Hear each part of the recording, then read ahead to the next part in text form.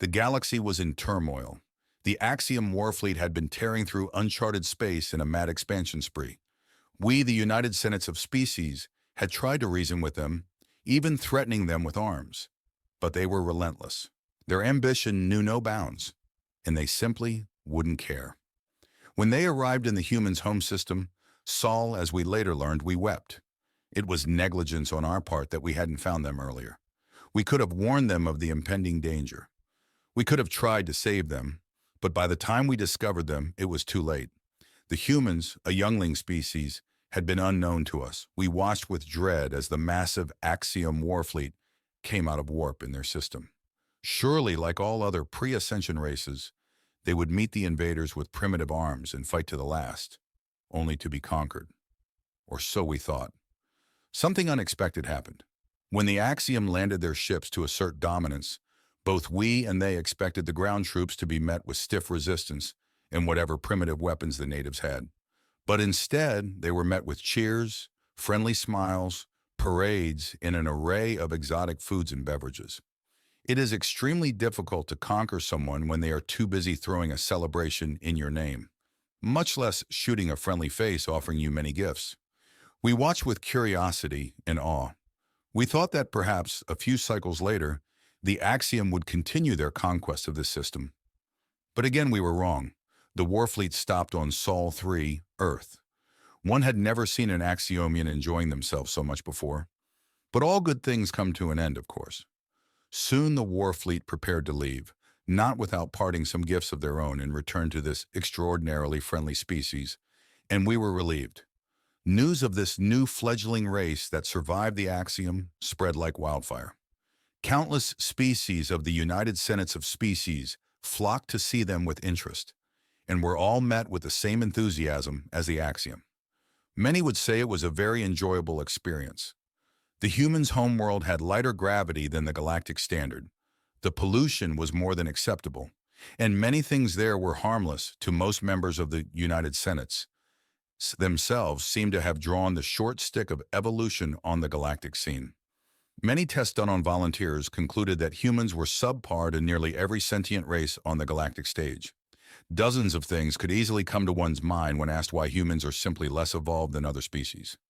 There was always someone faster than them, stronger than them, more intelligent than them, with higher endurance. And while we wept at their misfortune, the humans didn't seem to be bothered much by it. Bless those poor souls. Alas, all good things come to an end eventually. The bad news came in the form of the approaching Korvokian Hive Fleet. We never knew what drove them to attack Sol 3, but when we knew they were coming, we had time to warn the humans. We tried to evacuate them, we really did, but they simply would not budge. So we wept again, this time for our newfound friends whom we wished we had known longer. Most of everyone pulled off from their planet, but not everyone. For some insane reason, a few chose to remain behind on Sol 3 with the humans, to embrace whatever fate awaited them. When our long-range scanners detected a massive fleet entering their system, we thought it was the Korvokians coming to destroy this much-adored fledgling species. But to our horror, it was the Axiom. We waited with bated breath, hoping they had not returned to finish a job they had left the first time around. Minutes passed, then hours. Those left on the planet sent messages to us. The Axiom weren't here to invade Earth, but to protect it. We were surprised, all of us, and any skepticism was blown away with ease, just as the Korvokian Hive Fleet was when they arrived. The Axiom opened fire with no warning upon the unsuspecting fleet, who thought they were coming to consume a scarcely protected world. Instead, they were met by a fleet that not even the United Senates could stop. The Axiom made short work of them, then made planetfall to celebrate with the humans again. It has been many galactic cycles since humanity was first found.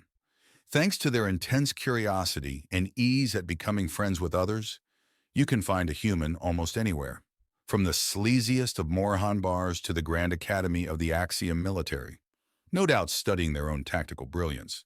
They walk wherever they want. No establishment would turn them away, and in turn, they became the best of friends anyone could ask for.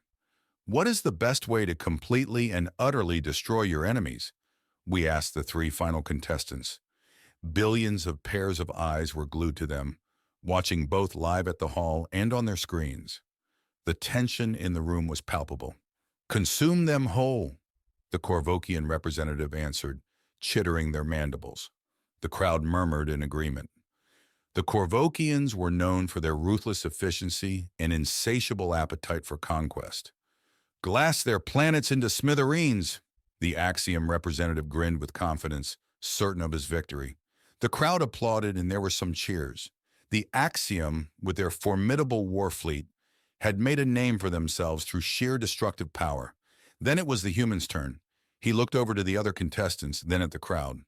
With a smile, he answered, "Make them your friends." The crowd lost their minds. Many got out of their seats to applaud louder than the ones around them. Some were in tears. It was a simple yet profound statement that encapsulated the essence of humanity's unique approach to conflict and diplomacy. And that's how humanity won the 502nd Pan-Galactic Weapons of Mass Destruction Convention Award. The implications of the humans' victory were vast. Their philosophy of turning potential enemies into allies had not only saved them from obliteration, but had also reshaped the galactic landscape. The Axiom, once feared conquerors, had become protectors, and the Korvokians, notorious for their predatory nature, were now reconsidering their approach. Ity, influence continued to spread. Their culture, technology, and most importantly their values, began to permeate the galactic community. Trade routes flourished, research collaborations blossomed, and previously hostile species found common ground through the humans' persistent optimism and goodwill. Years later, the United Senates of Species convened again, this time not for a competition, but for a celebration. The anniversary of the day the Axiom Warfleet first arrived on Earth had become a symbol of unity and hope. Representatives from every corner of the galaxy gathered on Sol 3, now a bustling hub of interstellar activity. In the Grand Hall of the United Senates, the human ambassador stood once more before a captivated audience. "We have learned much from each other," he began, "but the greatest lesson is that our differences make us stronger. Together we are an unbreakable force, not because of our weapons, but because of our bonds." The hall erupted in applause. The galaxy had changed, and it was clear that humanity's unexpected approach had been the catalyst. They had shown that true strength lay not in domination, but in compassion and cooperation. As the celebrations continued, it was evident that this new era of peace and unity was here to stay, and so the galaxy moved forward, forever changed by the remarkable species from Sol 3. The humans had not only survived, but had thrived, teaching us all that sometimes the greatest weapon of all is a simple, genuine smile.